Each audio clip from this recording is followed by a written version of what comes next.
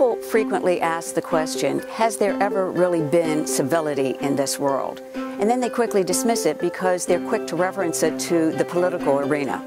However, what I am talking about, what we are really in danger of losing, is something that we once had, and even in my lifetime, and that is the cohesion of society through our interpersonal relationships.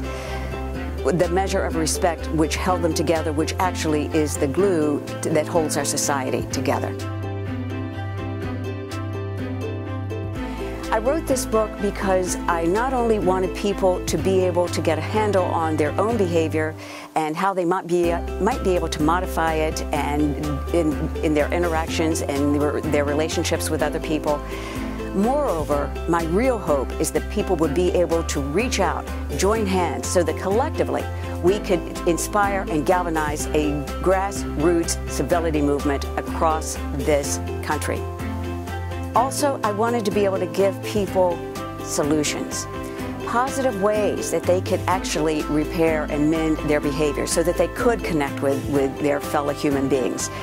There's so few things sometimes that we can do all by ourselves. We can't end wars by ourselves. We can't pass pieces of legislation by ourselves. But we can control our own behavior and the way that we treat one another.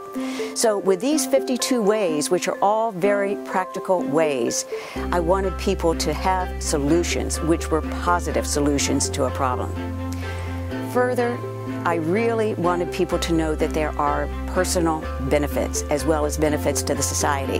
That these aren't just opinions that come from me, but in many instances I bring in science because there are studies which show how many of these behavioral things that you do can actually increase your happiness, also increase benefits to society, make you live longer, other sorts of benefits.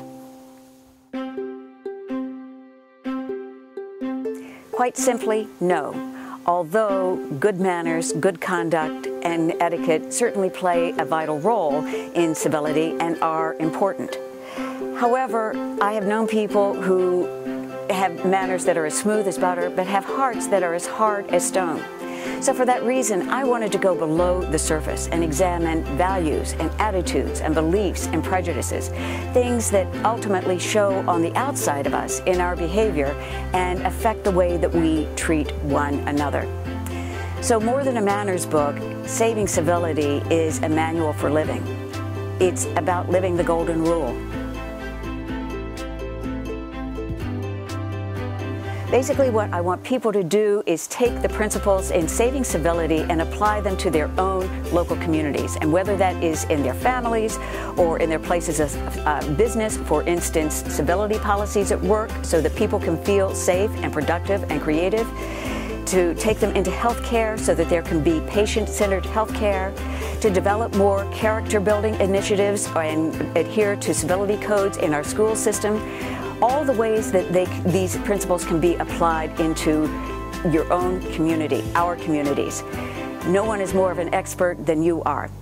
We can do this, but we need to do it together. I need you to be on board and to do your part towards saving civility and creating a polite planet.